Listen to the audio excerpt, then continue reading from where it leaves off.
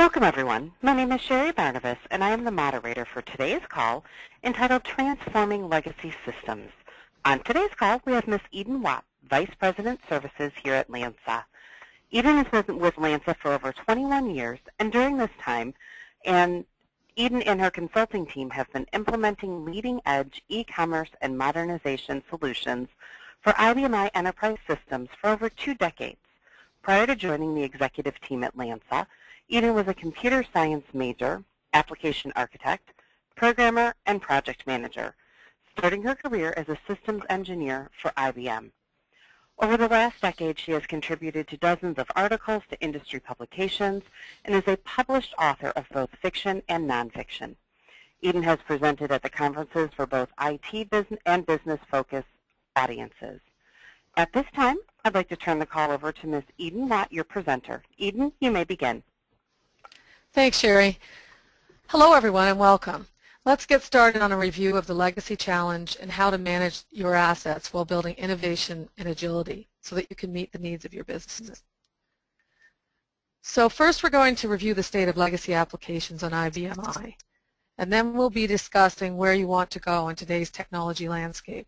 I think we all agree that doing nothing is not really an option. So you know you need to move forward, but how? We'll review the many approaches and options for how to transform your legacy system. And then, to illustrate this, we'll review some organizations who've tackled this challenge using different legacy transformation approaches. And finally, we'll talk a little bit about how to take your first steps forward with a legacy asset management and transformation plan. So in a very short period of time, we've gone from the Stone Age to the Space Age with business technology. Given that it can take years for an enterprise application to be implemented and fitted to an organization, it's not surprising that many companies are struggling to keep up, or that they have remnants of applications over many decades that can't easily be made to work with the latest and greatest technologies. So we did a poll of everybody on the call, and let's have a look and see where your legacy systems originated. And what I find fascinating about the results of this poll is that the majority of people, the majority of organizations on the IBM that we've polled here, their systems were implemented before the internet existed. And we know that business has changed drastically since that time. So the ideas and the thoughts that were put into designing the system, thinking of how it would be used in the future, assumed there was no such thing as the internet for business use. So let's have a quick look at some characteristics of legacy applications on I. Typically, it's a monolithic architecture, a text-based user interface, although I don't want to suggest that just because it's green screen alone, that this makes it legacy, although there will be many executives who do make that assumption. We know there's nothing faster than heads-down data entry. There may be good reason to have a blend of some green screen interfaces and some more visual interfaces in your ultimate plan. That depends on your particular situation. But typically we're talking about a monolithic architecture, text-based user interface, embedded logic and redundant code based on years of patchwork and duplication, using some older development languages and tools and older design paradigms. This can make the application cumbersome and difficult to maintain or understand, especially if you also are dealing with a shrinking pool of developers who have an intimate knowledge of the inner workings of that application. It may not be enough just to have someone with the right language skills or platform skills. You may also need to have somebody who really is entrenched in this application and knows your business over the years. And as we know, time goes on, people leave, they retire, and if this is holding you back, then that's obviously one of your challenges.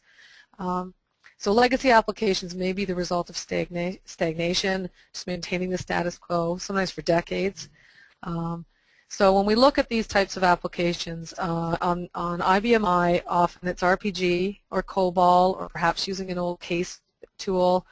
It may have originated as a package, a software package from a software vendor, but you modified it so heavily or that vendor's not very active anymore, and so it's really become your own homegrown system over time. And in some cases, especially the COBOL solution, sometimes we see that they were migrated from another platform originally. Okay, so if your legacy system looks like this, then that's why you're having the challenge. So as we said, it may have evolved over decades, may contain very precise, complex embedded logic on the business that, while cumbersome, may also be priceless in some ways and not easy to mine for reuse and very difficult to replace. In an MC Press survey of RPG development shops a couple of years ago, some of the findings were interesting in terms of legacy asset management challenges in the IBMI world. 65% said that maintenance deadlines were missed on an annual basis, and 19% said they missed deadlines 2 or 3 times a month. And upper management, and 38% of the time, consider the cost of maintaining that legacy code to be too high. So we know we have a challenge, both an IT challenge and a business challenge with these legacy systems. So here's a quick poll we did as well. How would you describe your legacy applications? If it's been running your business for years, there may be a rich amount of business processing logic that uniquely fits your organization, but maintaining it may also require unique knowledge and skills. Still, others that I've talked to just think it's a mess, feel like they're handcuffed with it, and are just trying to find a way to put it behind them. So how would you, the question is, how would you describe your legacy applications? A tangled web? Buried treasure, so lots of intelligence built up over decades of honing your business model. Or is it developed with older technology, older processing logic, business rules, and user interfaces, but fairly solid application? And in some cases, you may say all of the above. Okay, so the results of that poll, very interesting. So nobody thought it was a complete mess, or very few people thought it was a complete mess, and very few thought that it was buried treasure, but a lot basically it's solid but older technology, and again, a fair amount some did say all of the above. And no one said none of the above. So this chart shows some relative costs in developing and managing applications. You can see that there's a high cost for maintenance in the life cycle of an application. Using more advanced design and development tools can bring this number down significantly, but legacy applications, which were built using older tools and approaches, can weigh you down so much with maintenance and operation that there's no time for anything else. So do you have a legacy system? Here's a Foxworthy redneck kind of humorous view on how to ask yourself if you have a legacy system. We're trying to get this going on Twitter. For example, the application was implemented before Al Gore invented the internet. They can have any user interface they want as long as it's 24/80 text-based. Special code might have been written to handle unique customer requests over the years. Occasional operational issues must be addressed by using DFU to fix the data. And I suspect if everybody on this call could add their 2 cents, that this list could get quite a bit longer. But these are some symptoms where you know that you need to do something about it. So while legacy systems may be considered invaluable assets on the one hand, because of the years of intelligence and coding that has gone into them, they were also often designed with embedded, sometimes redundant logic, and they may be very difficult to change. Often they're undocumented and somewhat inflexible. So this outdated design and architecture is making progress challenging for many organizations.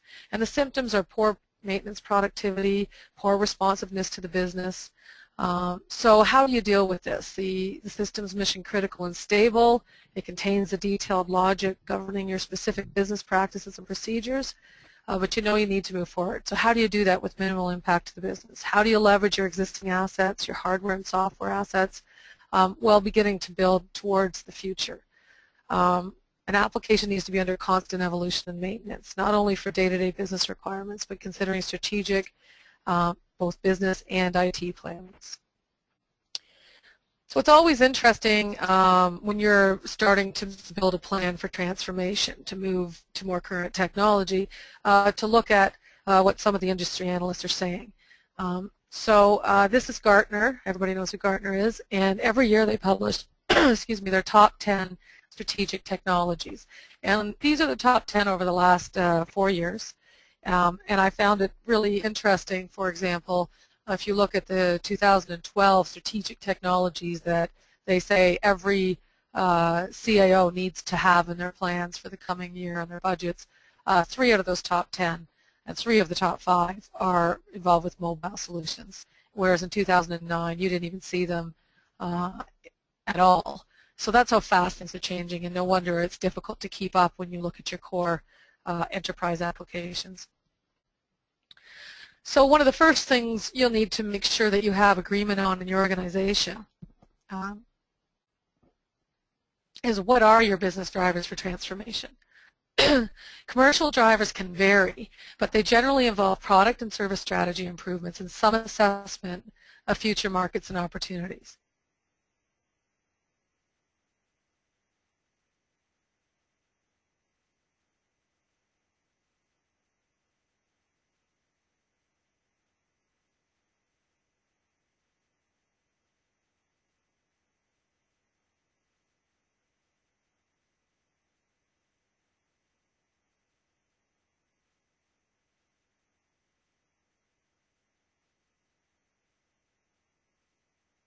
Give you significant operational efficiencies.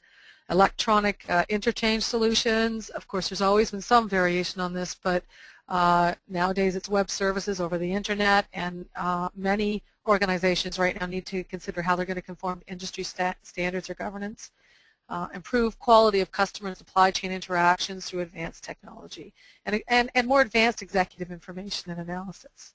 So the challenge is for IT, on top of everything else, is that the business may only provide budget or requests when a very specific need arises, whereas the CFO today must anticipate what those needs might be and proactively prepare the systems landscape so that the application architecture and tools are in place to deliver.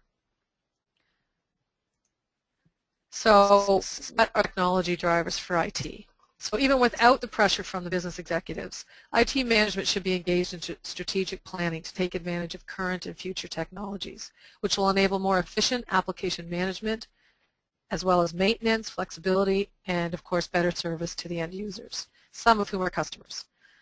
Some key areas of focus for IT today at a very high level will be the user experience. So you need to be able to deliver rich web or Windows user interfaces according to the latest and evolving standards. It's changing all the time. You need be able to deploy smart mobile devices, access anywhere, anytime, support for structured and unstructured and multimedia data, and of course integration now with social media such as Facebook and Twitter. Application architecture is key, so as you're planning how you're going to start that transformation process, you want to think how you're going to be able to kind of rework your application so that excuse me, it will be accessible via a service-oriented architecture so that you have application interoperability using business objects and web services. You want to be able to move towards a situation where deployment and platform are flexible. You may want to incorporate some software as a service or cloud computing components into your overall enterprise application portfolio and integrate them with whatever your enterprise system is. And just keep in mind, so we want to be able to use current standards, and the idea is that maintainability and flexibility of applications are the ultimate goals. So transforming from a legacy application architecture to a more modern application architecture with componentization, reuse of logic, centralized business rules, and service-oriented access to key business functions will definitely take time and commitment, but it will be well worth the effort. In the end, your IT organization will be more responsive, agile, and able to deliver to your business. So imagine the possibilities. By leveraging your existing application assets, you can begin to take advantage of more modern capabilities. With a strong game plan for transformation, your business can enjoy a return on your investment with innovative solutions. Imagine a future where business priorities are always delivered by IT because systems, processes, and staff are nimble and easily adaptable to change. And imagine a future where your organization is typically the first of your competitors to deploy the latest in e-commerce or supply chain innovation to your customers. And of course, your business operations are efficient, automated, and agile. So that's what we're trying to accomplish today. And that's what it's all about when we try to take a legacy application and look at how we're going to transform it into a fully modernized system. So how do you do it? Where do you start? There's many different ways forward. A lot of organizations might have been considering a big bang or rip and replace type strategy, especially if you have the mandate and the budget in place and you have a management team that's very anxious to kind of start with a whole new application. However, most organizations in my experience are looking at more of an evolutionary rather than a revolutionary strategy, as it's a more common, safer path forward. So when you ask what is the right answer, what's the best approach to move away from the legacy environment and replace with a new modern application, you know, one size does not fit all. There's a lot of factors involved, such as the commitment within your organization, obviously budget. Current state of the enterprise systems is key, so you need to look at that, business priorities. So all of these things will help you to determine the direction to take on your journey to legacy transformation. So when considering the options, the most radical approach is full-scale replacement. But if the business and your budget allows this, more aggressive approach may very well be the answer. In some cases, if you've gone through mergers or acquisitions, you may have multiple systems to consider. For a replacement strategy, excuse me, for a replacement strategy, it's either application software packages, software as a service, or ground-up redesign and redevelopment that you're likely looking at. Another option in that vein, which involves reuse of the existing legacy application, is conversion. And you may be considering this approach if you're very happy with the original legacy application design and just want to figure out how to move it over to a more current platform so that you can start to develop applications using more current approaches and be able to deploy to these various environments, both maybe back-end, platform, and user interface. The more common strategy, though, for transformation involves a staged incremental approach.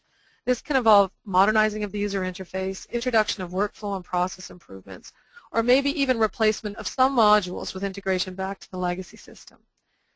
And that replacement, in a way, you can go back and look at that first point. Could be software, could be SaaS, could be redevelopment. But with these approaches, you'll need to integrate and coexist with the legacy application for some time. And generally, you would be targeting high-profile business priority areas first.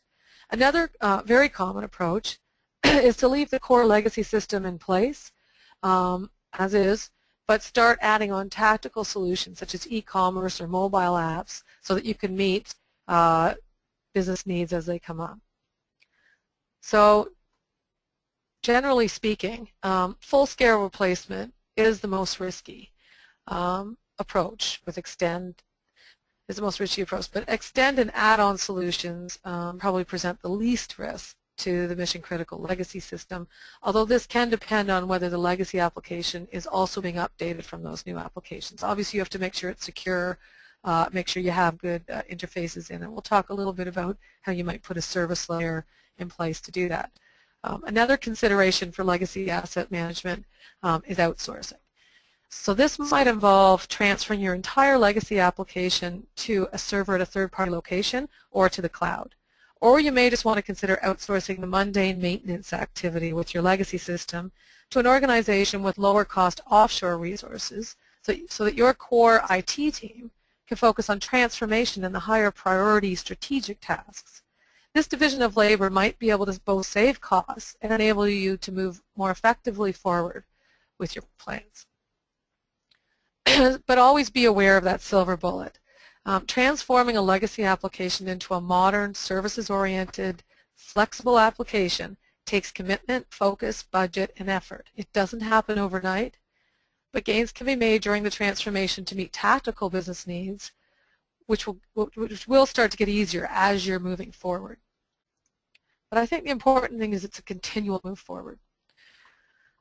So let's drill down into some of the options. For example, with the replace option, you might purchase a new ERP software package. The challenge is that if your business is used to a highly customized legacy system, then either the business will have to compromise a more standard functionality with this new system, and that can be quite challenging to infiltrate through an organization, or the package will be heavily customized, which then can be quite costly and may make future upgrades a challenge. Or the other option is ground-up redesign, redevelopment using advanced tools. This is a viable option for specialized business requirements, especially if you can start with application frameworks that will be able to allow you to be more productive. But full-scale redevelopment requires highly skilled resources. If you're going down this path, I would recommend that you consider agile approaches so that you can do this in a collaborative, phased manner involving coexistence. So application conversion. What is this? For the purposes of this discussion, I am defining legacy application conversion as the process of taking a legacy application and converting the code over to a newer technology platform or language, while preserving those information structures and the basic logic, basic user interface, and navigation of the original application over to the new platform. And this is typically done by a combination of, or possibly one or the other, using automated tools for partial or full translation and regenerating the application into this new language or environment. Or it may involve a plan to use low-cost resources, possibly offshore, just to do heads-down reproducing that application into the new language. A very brief example on this, we have a business partner, and this is an example of what they do. They take a sign-on 2E model, and they have a number of automated tools, and they generate a visual LANSA application. It automates conversion and generation of database, business rules, referential integrity screens, functions batch. But in my opinion, you need to consider this type of option regardless of what the tool is, whatever you're going from and to. Because you know, there are other tools which can offer full or partial conversion of source code, but there will always be compromises made in the new environment where you're committed to replicating an older design. So in many cases, I think you still need to do that upfront analysis, and it may be that a hybrid approach, that if there is some automation and regeneration of some parts of the application, maybe the batch functions, maybe you're very happy with the database and business rules, maybe you want to revisit the user interface more completely rather than trying to replicate the older one into a new window. But this may be an option, a viable option for many organizations. But as I said, and I think this is probably the most common approach that I've seen in that journey to begin the transformation of a legacy system, is to focus on modernizing the user interface first. So, you know, when you think about it, many executives and business users only see the interface, and your application gets a bad rap if it's not graphical today. Here's an example of a customer who refaced their application as a first step to transformation. They're a mutual insurance banking and financial services group, and this heavily customized and extended implementation of BizInforis, which is a COBOL and IBM-I-based insurance solution, is about 20 years old.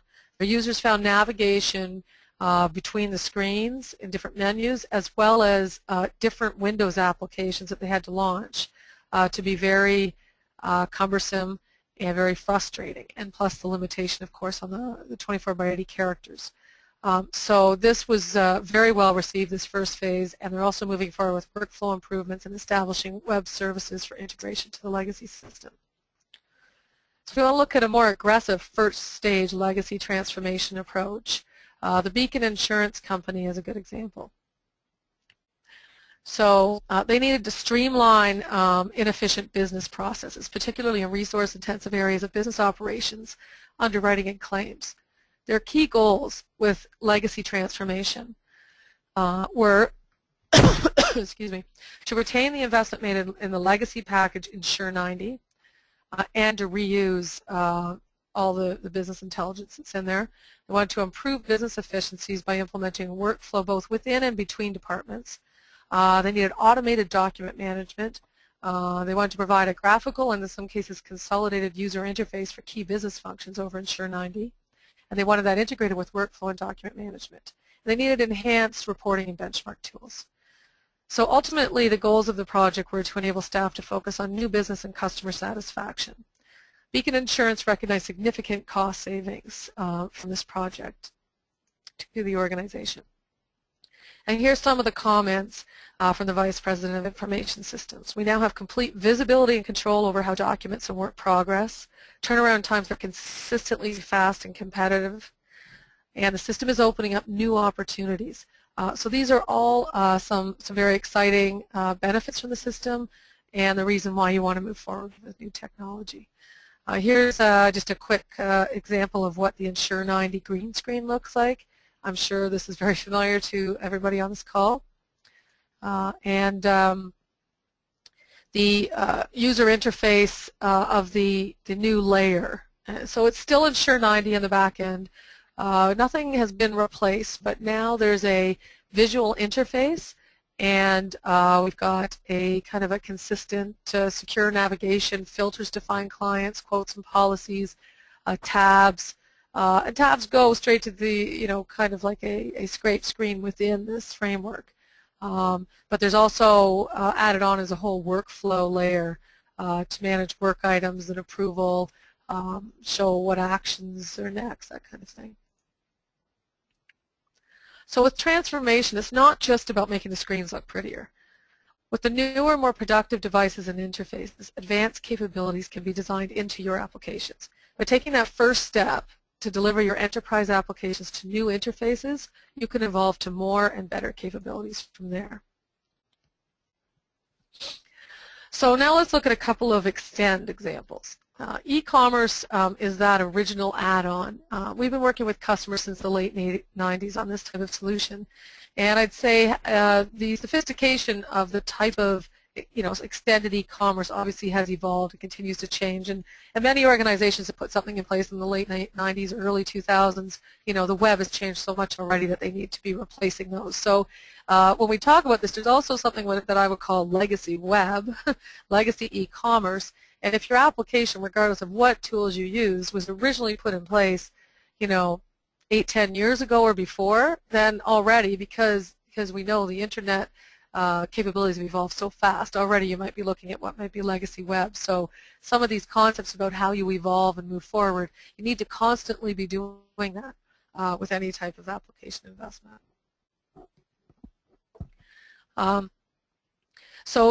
Carole Fabrics is a obviously fabric company. Their customers include large department store chains, home decoration shops, design studios, and freelance designers. They typically process about 1,000 orders per day, with over 40% of those being custom orders, requiring calls and investigations that could add several days to delivery time. They had an original basic order entry that didn't handle the custom orders, and they needed to update it and modernize it more using the latest capabilities, and can now handle custom orders. So this is a very sophisticated e-commerce site. It's integrated with a heavily customized version of Mapix, and it solved a lot of business problems for Carole Fabrics. And again, some quotations from the IS manager. Procedures are more efficient, don't have to delay customer orders, that's key, reduce fabric waste, so saving costs as well, that orders are now more productive, customers have more control, half a dozen new customers each day signing up for this new and improved web application. 24/7 availability. So these types of investments in technology, pay for themselves very quickly if they're done right. Another example of an extend quickly, Kawasaki. Kawasaki's consumer products plant in Lincoln, Nebraska extended their ERP with a portal for suppliers to interact directly and respond to POs, resulting in reduction of labor costs and faster processing. Excuse me, sorry. Another common extend example today, it involves deployment of apps to smartphones and tablets. So this case study, actually all these case studies are available on the LANSA website with a lot more detailed information and screenshots. This is about an iPad app that's helped to increase sales close rate and efficiency of staff for Trescendi Diamonds. Okay, so let's. I'm just going to go a little deeper with one case study because we want to talk about how how you move forward with some of these solutions. So because many organizations have a significant investment in their legacy systems and they're stable and mission critical, rip and replace strategies are often not a good option. However, implementing leading edge solutions while transitioning towards a more flexible architecture is still viable. In this simplified view of a traditional legacy environment, all processing and information access are embedded in RPG programs on the system I. And employees access the system via green screens, and generally the interaction with customers is, well, maybe in person with sales reps, but also, is usually via phone, fax, email, and batch EDI processes, and then the system gets updated on your end from there. So Brewers Distributing Limited is a distributor of beer and related products based in Alberta, and they're jointly owned by Canada's two major breweries, Labatt's and Molson's. I'm sure everybody's heard of them. They had this basic architecture before they began to take steps forward. The back end is J.D. Edwards' World on iSeries, and the first step was to deploy a B2B e-commerce site for their customer base of over 7,000, which are primarily restaurants, bars, and hotels. And then they also needed to enable machine-to-machine web services exchange with their larger customers over the internet. In order to accomplish this, they not only added these extensions, but they also began to take steps forward to transform their application service delivery model by wrapping some of the services. And you'll see some of these services are used by now more than one extended solution. So after they did that, excuse me, the next transformation project after e-commerce and B2B transaction processing was warehouse automation improvements. And they needed to integrate some of this machinery in the warehouse to their enterprise systems. I'm not going to get into a lot of detail about exactly what happened here, but again, this is a case study on our website if this is of interest to you, of warehouse automation, if you'd like to look at this example. So this is a quotation, again, from someone at Brewers Distributing, the IT manager, who said they strongly favored web services for any integration as it fit into their plans to gradually move towards an SOA environment.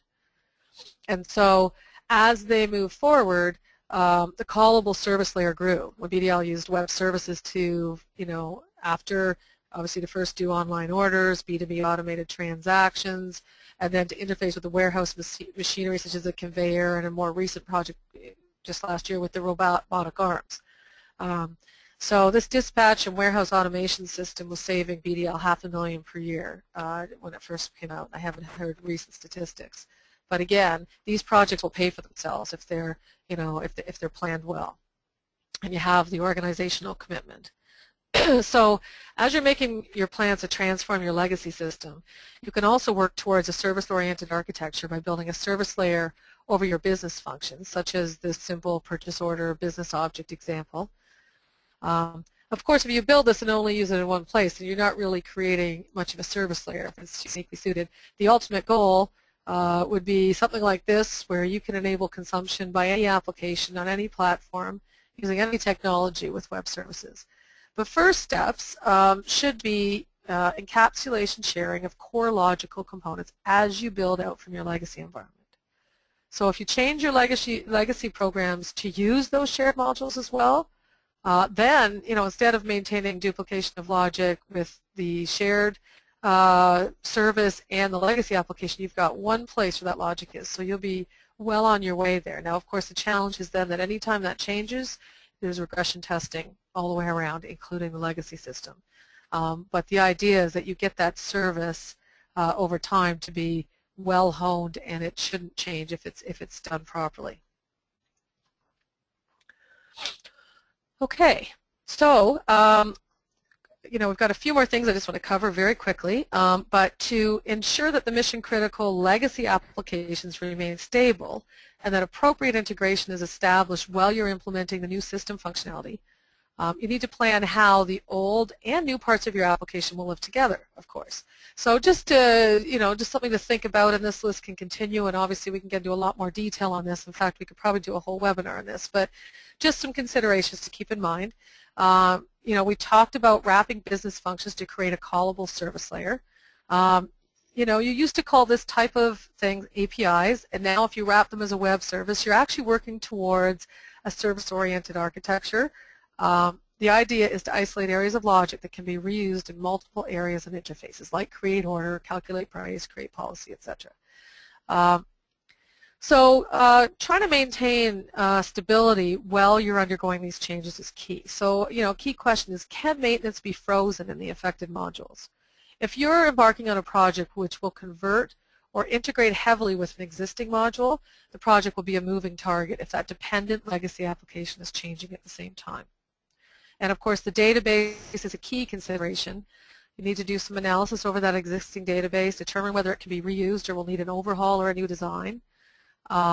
Changing an underlying database that a stable legacy system relies upon can clearly increase the risk of the project. I know a lot of organizations that are really unclear in terms of what the effect will be if they really start to change some of those files. So especially if it's not done in a well-planned, if you haven't been able to do impact analysis first. And we'll talk a little bit about that in a minute. So in some cases, a new database might be implemented to take care of the new functionality, but a synchronization will be built to keep the business in sync during that coexistence phase because you're planning to evolve to a new database. But this needs to be planned out well in advance. Navigation is also a key consideration, and already you may have some Windows deployed applications or web deployed applications and green screen deployed, and your users don't want to jump around between different types of interfaces and windows. So trying to come up with a way to deliver some of these applications in a seamless way is key. Okay, so some considerations for building your legacy transformation plan. Again, we're going to go through this really quickly. This is going to be a topic of a future blog that we will do to get into more detail on this.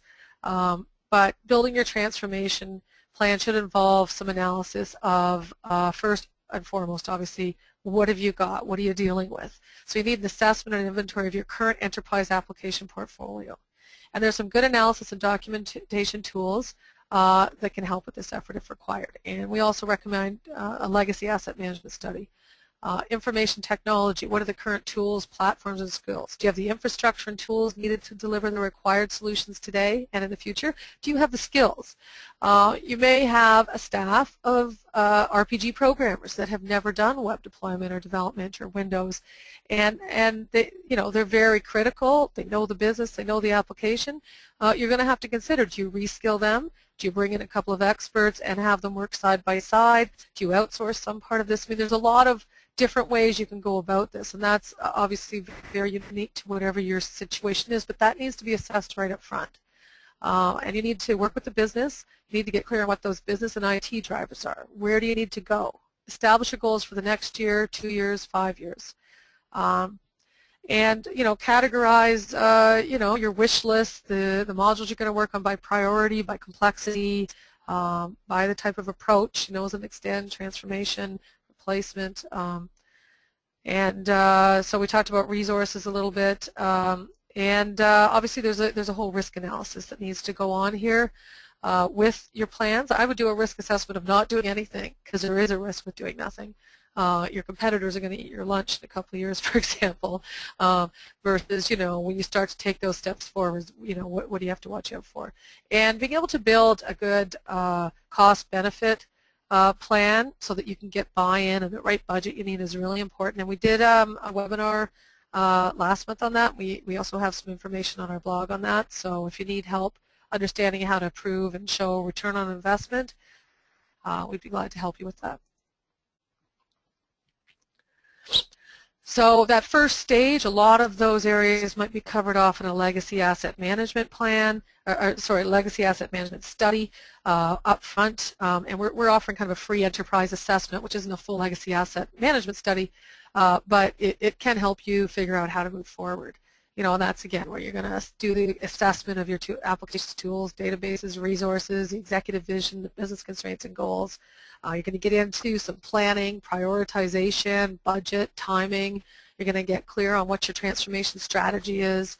You may have some short-term tactical, long-term strategic transformation plans, roles and responsibilities, cover strategic sourcing, Do you need to mix the team? Do you need to bring other expertise in? Do you need to offshore some of it? And again, you could offshore the ongoing maintenance and try and get your team to be the experts, which is a common approach these days.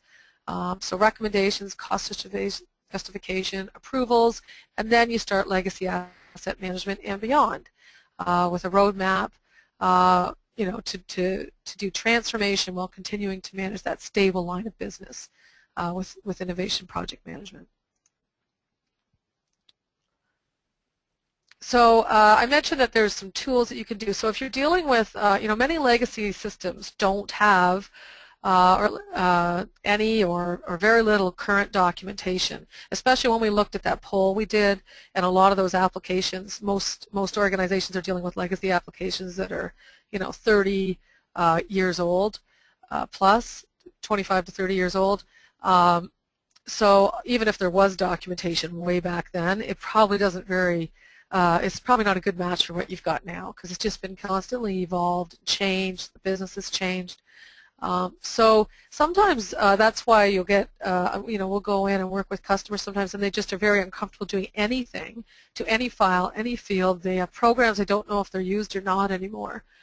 So there are some tools out there that can help you build a summary breakdown of your application, do some impact analysis, and we work with and sell a tool called X-Analysis that does this. So it might just help. I mean, it's not going to give you everything you need. It's not the whole legacy asset management study, but it's just one of those tools you can use to help you in your assessment. So the ultimate goal is, separation of user interface, business processing logic, and of course database access validation. And where this will take you as you start to build towards that modern application architecture is, flexibility, agility, responsiveness to the business. So you can focus less on maintenance, fixes and adjustments and tweaking and trying to change, code every time something changes, and you can focus more on innovation.